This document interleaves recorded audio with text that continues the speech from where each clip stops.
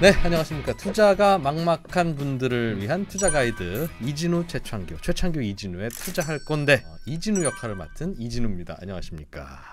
저는 최창규 역할을 맡고 있는 최창규입니다. 네. 안녕하세요. 네, 웃기려고 한 건데 별로 안 웃겼어요. 아유, 너무 썰렁해요. 약간 죄송합니다. 그러나 저러나 네. 저희가 작년부터 네. 썰렁하다, 꼰대 같다 정말 네. 별별 반응이 있었습니다만은 네. 살아남았잖아요. 그렇죠. 저도 네. 너 왜 자꾸 이상한 소리 해? 뭐 이런 얘기를 들었는데도 불구하고 이렇게 뵙게 돼서 너무 반갑습니다. 예. 아이씨, 맛은 없는데 자꾸 생각나네. 그런 게 뭐 좀 있는 것 같아요. 우리가. 네네네. 피클의 역할, 좀 뭐 그런 좀 느끼함을 잡아줄 수 있는 네. 그런 역할을 하는 프로그램이 되었으면 하는 바람에서 네. 오늘 주제도 준비를 해갖고 왔습니다. 자, 오늘 첫 번째 2024년에 첫 번째 투자 고민들 많이 보내주셨고 그 중에서 저희가 뽑은 주제는 미국 주식입니다.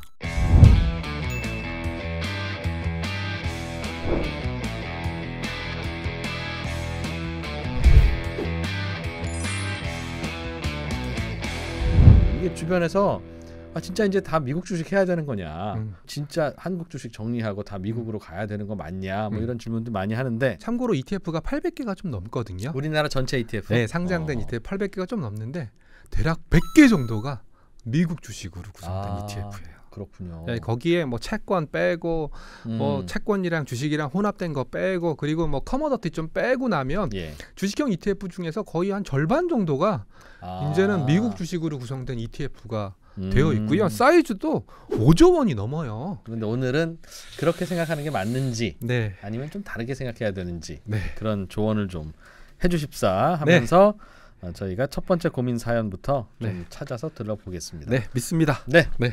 개인적으로 저에게 딱 맞는 정보들일 것 같아서 투자할 건데 영상을 집중해서 봤습니다. 감사합니다. 감사드리고요. 예. 현명한 분이네요. 네. 은퇴 후에 연금만으로 생활이 좀 불가능할 거라고 생각해서 다양하게 투자를 해보려고 하는데요. 국내 증시 말고 미국 주식에 투자할 때 주의할 점이 혹시 있을까요? 이런 질문을 주셨습니다. 근데 저는 여기서 키포인트를 하나 꼽은 게요. 중간에 있는 이 대목이었어요. 은퇴 후 연금만으로. 여기 이 단어에 동그라미를 좀 쳐줄 필요가 있다라고 생각을 하는 게, 은퇴 후 연금으로 받을 생각까지 하고 있다라는 장기 뜻이니까 투자하실 거예요. 장기 투자하는 거고요. 장기 투자하면서 수익률에 당장 연연하지 않을 거야. 당장은 아니지만 하여간 전체 수익률은 배당 수익률을 포함해서 그건 좀 높았으면 좋겠다. 네, 저도 눈 뜨면 보는 게 한국 주식, 눈 뜨면 보는 게 한국 금융시장이니까 아무래도 한국 금융시장이 좀 편해요. 한국 주식에 대해서 더 많이 알죠? 종목도 많이 알고 그리고 또 경우에 따라서 제가 고향이 뭐 저기 구미니까 구미에 이 회사 공장 있다는데 어디 있어? 가볼 수도 있고. 가볼 수도 있어요. 근데 미국 주식은 그게 안 되죠. 미국 주식은 그게 안 되는 거거든요. 그런데다가 또 한 가지 문제가 있죠. 시차. 물론 요즘은 주간 거래 그러면서 한국 시간 기준으로 돌아가는 그런 시장도 있고, 시차 안 맞고 주식 담당자 통화 안 되고 무슨 회사인지 잘 모르겠고 알아보려면 힘들다. 리스크 요인은 상한가 하한가가 없다는 점인 것 같아요. 그리고 또 왜 빠졌는지 모를 수도 있어요. 답답해요. 맞아요. 제가 테슬라 뭐 일론 머스크랑 친하면은 전화해서 야 왜 빠졌냐라고 왓썸맨 하면 좋겠는데 미국 주식은 그러기가 쉽지가 않거든요. 그러나 그럼에도 불구하고 수익률이 좋다면 그렇죠. 그럼 뭐 다 해결되는 거 아니겠습니까? 네, 실제로 제가 한번 뭐 여러 구루들의 책들을 좀 많이 봤어요. S&P 500의 100년짜리 시계열 뭐 이런 것들을 책에서 써놓고 어떤 구간을 끊더라도 10년 정도 끊어버리면 어떤 구간을 끊더라도 플러스 수익률이다.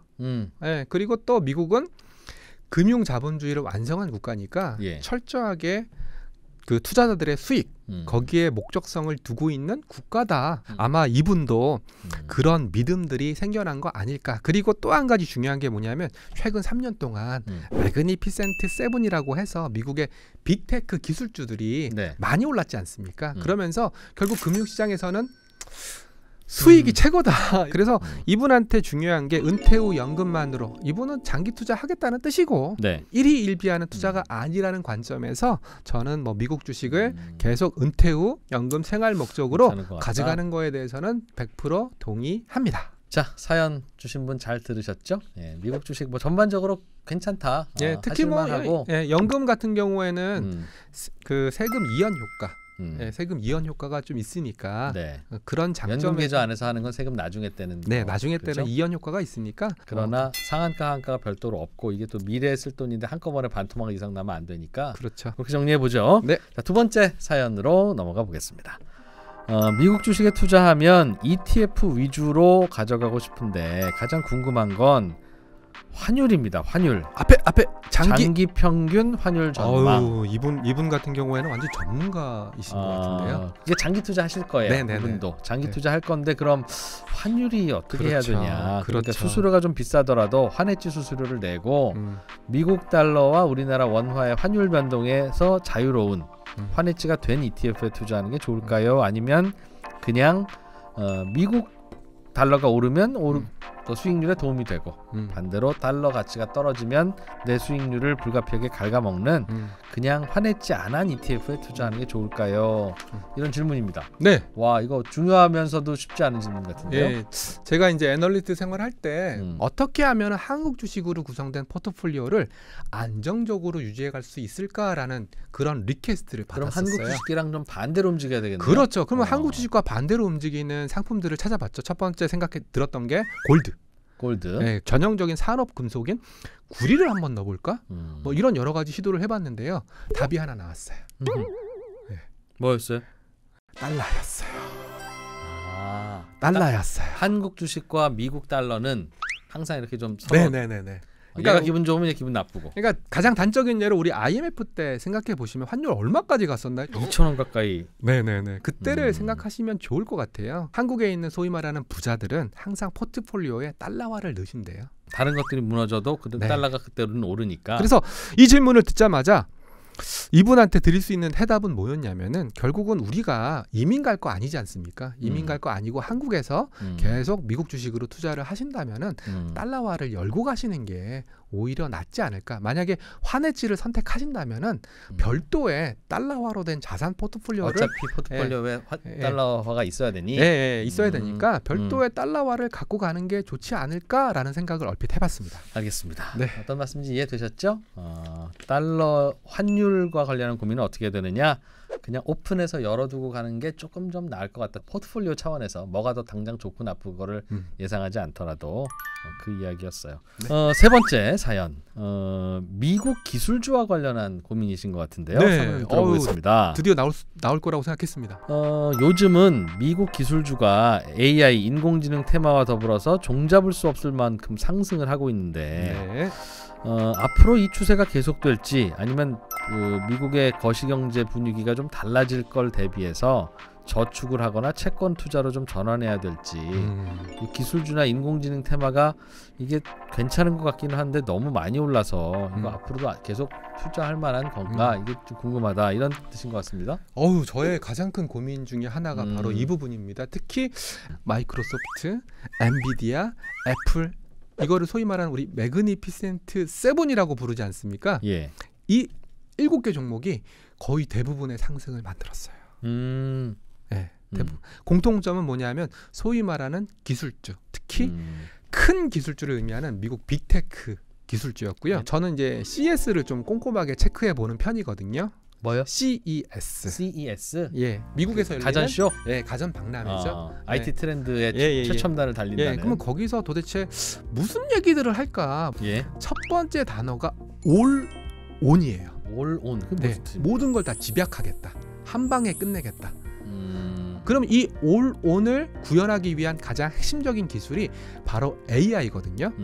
그러니까 모든 회사들이 다 AI를 외치고 있어요. 뭐 예를 들어서 헬스케어 업체도 AI 헬스케어, 그리고 건설 장비 업체도 AI 건설 장비, 이런 식으로 뭔가 다 집약해가지고 AI 기술을 쓰겠다. 그래서 올해의 화두도 AI일 수밖에 없다라는 확증을 갖고 있습니다. 여기서 질문도 하신 대형 기술주들이 네. 다 이렇게 저렇게 조금씩 인공지능이랑 다 연결이 되어 있으니까 네. 구글과 MS는 인공지능 자체를 만들고 네. 또 엔비디아는 그걸 위한 또 반도체 인프라를 만들고 대신에 한 가지 조심하셔야 될 건 뭐냐면 작년까지만 해도 그런 AI 생성형 AI를 만들기 위한 인프라 구축 단계였다고 보셔야 돼요. 네. 인프라 구축이라는 말이 뭐냐면 계속 돌려야 되지 않습니까? 딥러닝, 머신러닝을 해야 되기 때문에 그러면 당연히 AI 칩이 들어갈 거고요. 예. AI 메모리가 들어갈 거고요. 클라우드가 들어갈 거고요. 그리고 또 전기 인프라가 들어갈 수밖에 없거든요. 근데 이 단계는 저는 어느 정도 완성이 된 것 같아요.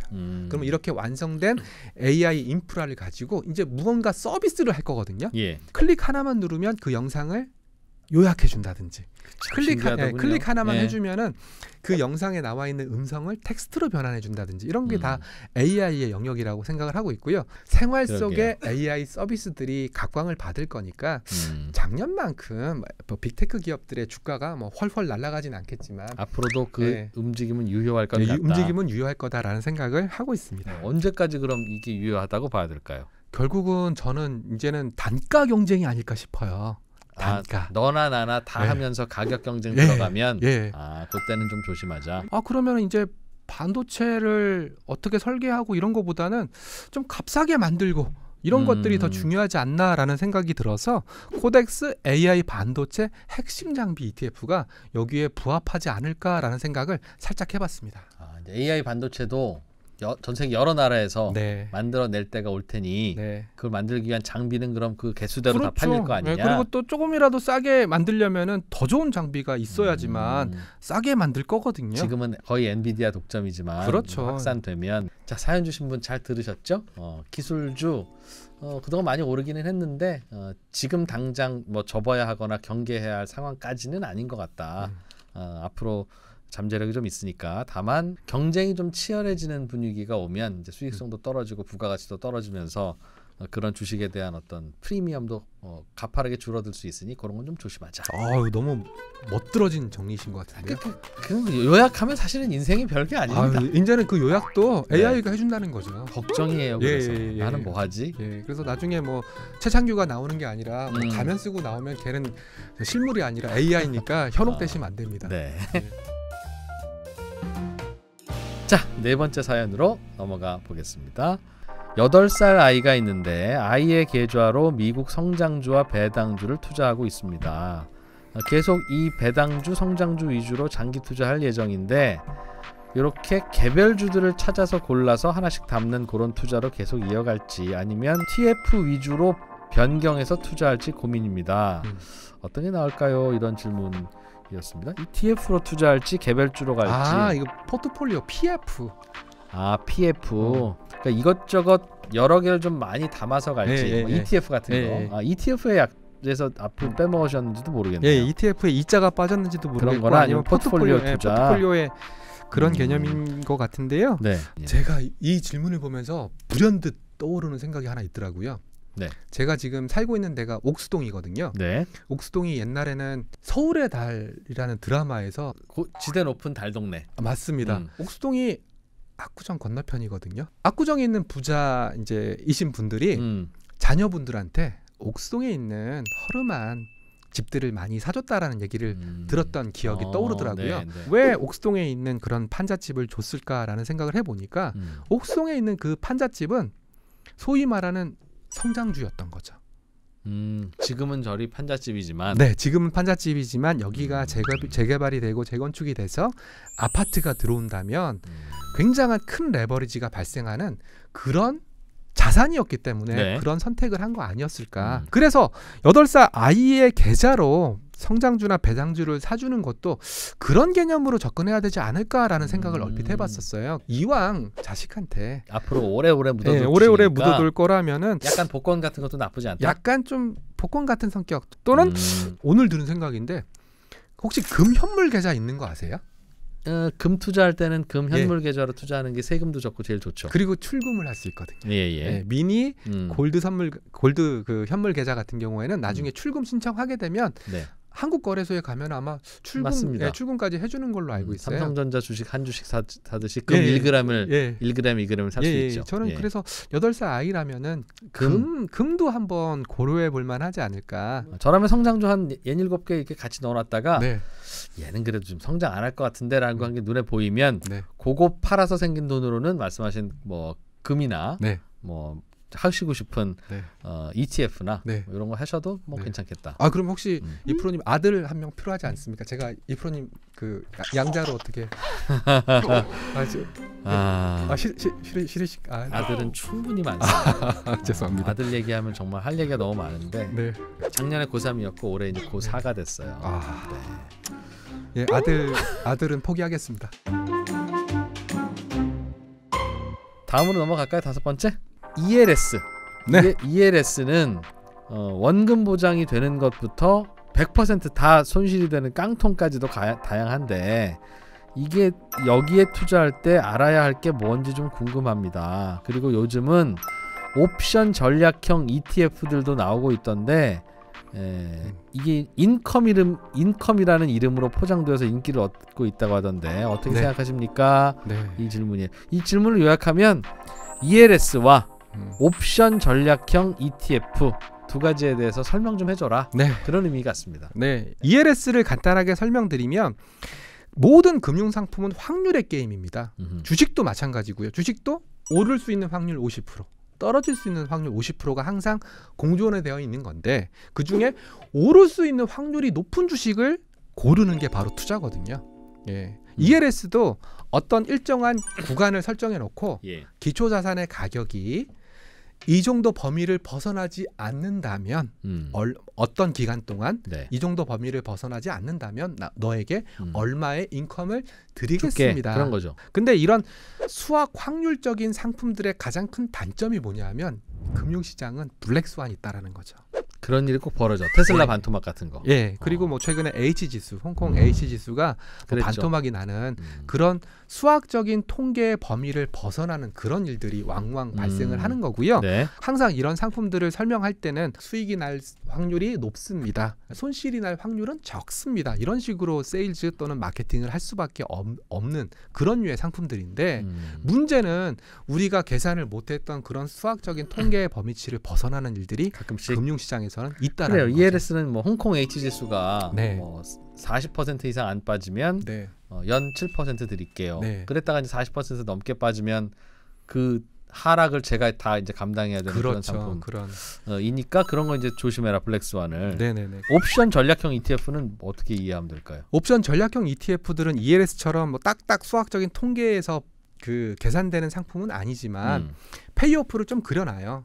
주식을 갖고 있고 채권을 갖고 있고 그리고 나서 거기에 이제 파생적인 장치를 집어넣게 되면은 얘가 뭐 이런 식의 페이오프가 나올 겁니다. 그리고 가격이 어떻게 되면은 요 정도 범위 내에서 움직일 겁니다. 대신에 당신에게 이 정도 범위 내에서 움직이면 당신에게 인컴을 얼마씩 드리겠습니다라는 이런 세 가지 의미들이 섞여 있는 거예요. 비슷하네요. ELS랑. 그게 이제 고도화된 게 ELS라고 생각을 하시면 돼요. 요 범위 안에서만 움직이면 네. 여러분한테 월 한 달에 얼마씩 이렇게 배당받듯이 드리겠습니다. 그렇죠. 그러면 이런 상품들을 투자하시는 분들은 반드시 주식은 하나만 알면 돼요. 오를까 떨어질까. 이것만 알면 되거든요. 근데 얘는 오를까 떨어질까만 알아서는 안 된다는 거예요. 뭘 더 알아야 돼요? 이만큼 오르면 어떻게 될까? 이거보다 더 많이 오르면 어떻게 될까? 이만큼 떨어지면 어떻게 될까? 이거보다 더 많이 떨어지면 어떻게 될까? 그리고 그 ELS 같은 경우에는 만기가 있거든요. 네. 주식은 솔직하게 얘기해서 만기가 없지 않습니까? 네. 내가 손해 보더라도 그 회사가 망하지 않는 이상 끝까지 버틸 수 있는데 끝까지 버티면 되거든요. 워런 버핏처럼. 요거는 축구처럼 90분 지나면 딱 끝나는 게임이다. 네네네. 그렇기 때문에 항상 주식과 같은 단순한 마인드로 접근해서는 안 된다. 이게 정해진 기간 안에 ELS 정해진 기간 안에 어떻게 움직일지 이렇게 움직이면 내 페이오프 손익 구조가 어떻게 될지 이 정도를 알고 계셔야 되고요. 공부 좀 해야 된다. 네, 옵션 전략형 상품도 마찬가지예요. 만약에 테슬라로 구성된 옵션 전략형 상품이 있다면 테슬라 주가가 이만큼 오르면 어떻게 될 거고 이만큼 빠지면 어떻게 될 거냐.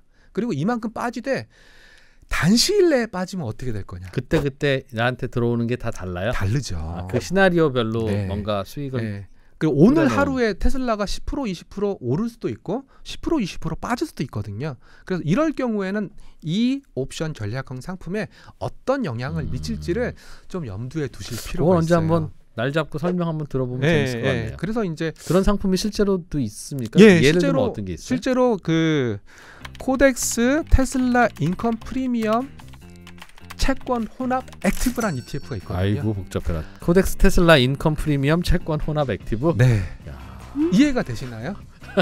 잠깐만요. 코덱스니까 이건 브랜드고. 네. 테슬라. 네, 테슬라를 테슬라. 가지고 이제 테슬라 주가에 따라서 네. 조건에 따라서 이렇게 네, 움직이는 거고. 움직이는 거고. 인컴이라고 하니까 월벤 한 달에 한 번씩 월분배를 준다는 한다는 거고. 거고. 프리미엄. 커버드 콜을 했다는 얘기고. 프리미엄은 네. 채권 혼합 액티브? 네, 나머지 70%는 채권을 담았다. 아, 30%는 테슬라 가지고 이렇게 장난하고 네. 70%는 채권을 담아서 약간 안정적으로 가고. 그리고 프리미엄이 붙었으니까 테슬라 커버드 콜, 테슬라 콜 옵션을 매도 쳐서 인컴을 발생시키는 구조로 되어 있다. 그래서 이제 제가 말씀드렸던 것처럼 주식처럼 생각하시면 절대 안 됩니다. 주식은 오르냐 빠지냐 이것만 생각하시면 되는데 얘는 얼마나 빠르게 오르냐 얼마나 큰 폭으로 오르냐 그리고 그거에 따라서 얼마나 빠르게 빠지냐 얼마나 큰 폭으로 빠지냐 에 따라 다르다. 그리고 또 채권이 들어갔으니까 그때 당시에 금리가 오르냐 떨어지냐 이런 것들을 복합적으로 생각을 하셔야 되기 때문에 저는 좋다 나쁘다를 말씀드리지 않아요. 왜냐하면 같은 칼이라도 네, 그렇죠. 요리사가 쓰느냐에 따라 다르니까. 쓰면 훌륭한 요리 도구가 되지만 살인자가 쓰게 되면 흉기가 되거든요. 오, 이건 오늘 얘기하려고 준비해 왔다가 딱 그냥 아, 그런 것 같은데. 어떻게 하셨어요? 아, 저 손에 적어놨는데 칼 예. 요리사. 네. 자, 오늘 미국 시장에 투자를 고민하는 사연들 뽑아봤는데 네. 어떻게 느끼셨습니까? 아 야. 근데 뭐 여기 사연 주신 분들의 고민뿐만 아니라 저처럼 이제 금융기관에 있는 사람들도 네. 똑같은 고민을 하고 있어요. 같이 그 고민을 나눌 수 있어서 저는 너무나 뜻깊었습니다. 네. 네. 자, 시청자 여러분들도 올 한 해 투자를 어떻게 해야 될지 고민이 많으실 텐데요. 여러분들의 투자 고민을 저희가 올려놓는 영상 댓글에 달아주시면 저희가 뽑아서 이렇게 시원하게 풀어드리겠습니다. 네, 고민 네. 사연과 함께 구독, 좋아요. 네, 이제는 이런 얘기 안 해도 아시죠? 구독 안 하고 네. 몰래 컨텐츠만 보시는 분들 네. 저희가 파악해 보니까 총 87명 있는 걸로 저희가 이름도 다 파악하고 있으니까요. 네, 네. 저희가 다 보고 있습니다. 네. 꼰대 매력을 계속 저희가 보여드릴 예정입니다. 저는 여기서 인사드리죠. 그럼 고생하셨고요. 예, 네, 시청자 여러분들도 고맙습니다. 고맙습니다. 감사합니다.